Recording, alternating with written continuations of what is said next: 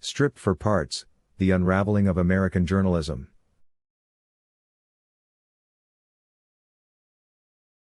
1. The Decline. American journalism isn't dying of old age, it's being slowly gutted for parts. The film Stripped for Parts, American Journalism on the Brink lays out a quiet tragedy. Over 2,500 newspapers have vanished since 2005. That's not nostalgia talking, that's democracy losing its local voice. Hedge funds like Alden Global Capital found a way to make money off dying newsrooms: buy cheap, sell the assets, fire the staff, and call it creative destruction. So what does that actually mean? It means profit is winning over public interest. It's not journalism failing, it's being dismantled on purpose. Local newspapers used to keep the powerful honest. Without them, voter turnout falls, corruption grows, and misinformation takes root. It's not just a business loss, it's a civic one. Footnote. The first section explains how hedge funds hollow out journalism, treating newspapers as distressed assets rather than pillars of democracy. 2. The Players. At the center of this story is Alden Global Capital, a hedge fund so private it makes the CIA look like a community newsletter. Its founders, Randall Smith and Heath Freeman, are pioneers of vulture capitalism. Smith realized long ago that there's more money in the carcass of a failing company than in a thriving one. His motto might as well be, why invest in winners when you can profit from their wreckage? These men didn't buy newspapers to save them. They bought them to squeeze value out of their real estate, cut payroll, and leave communities with hollow front pages. One journalist in the film admits, "I work for the bad guys." That's not drama, that's honesty. Footnote.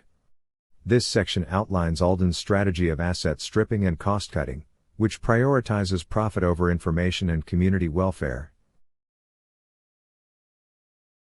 3. The Resistance.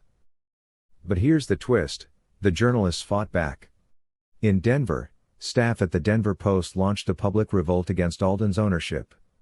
Reporters, editors, even photographers said enough.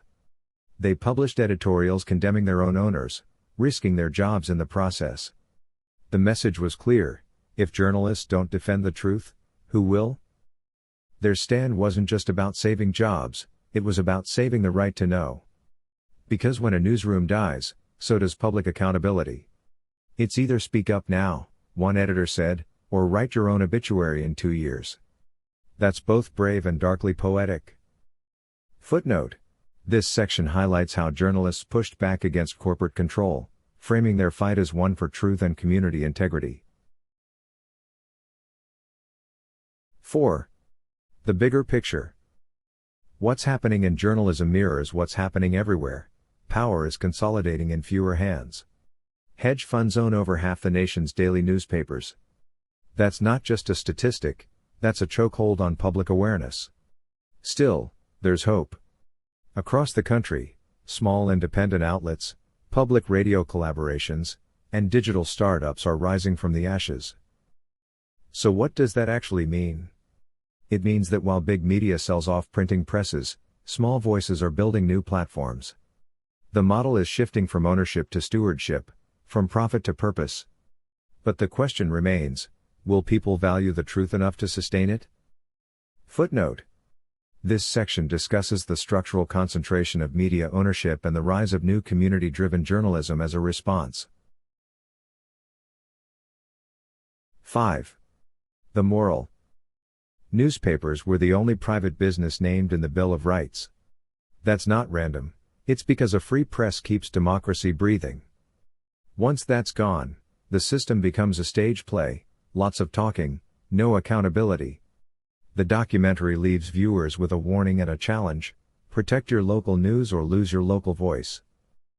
So, if truth really is the first casualty of capitalism, journalism might be the second.